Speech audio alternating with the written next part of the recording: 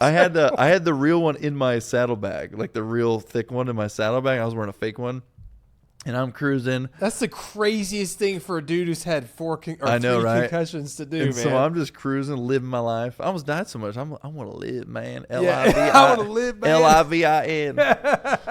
Livin. And I'm just cruising, and all of a sudden the deer comes out. I hit a deer going 55 on my Harley with your fake helmet on. with my fake helmet, but that actually saved my life. So they said because of how much I rolled, you ever put on a football helmet and try to do a crunch? Yeah, I think so. I rolled so many times that if there was any weight on my head, I would have snapped my neck. So like that helmet that I had that was heavy would have been like blah, blah, blah, and I would have cracked my neck.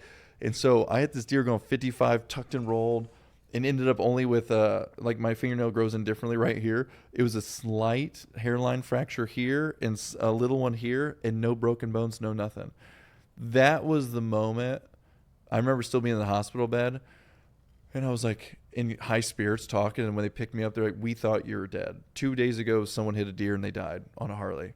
And I was just like, but it was funny since I had Mike behind me though.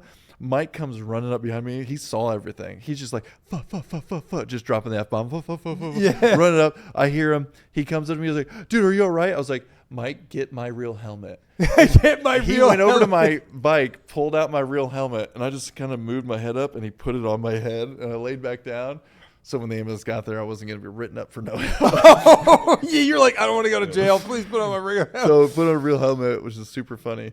But I remember the drive back, and I'm just like with the nurses and stuff, or the people in the ambulance, EMTs, and they thought I was going to die. And there was that moment where I said, well, God's got something for me. Like there's an intention for my life. It was so clear that whatever was going to cross my path, I was just going to do. And that's important to the story because I would have never chose art. Like I loved to, again, I loved to doodle and stuff, but I was not like art. Yeah. So I get out of the Marine Corps and I take 6 months off, I take my new Harley to Sturgis. Got right back on. Yeah, you just well, hair of the dog. Yeah. I got right back on.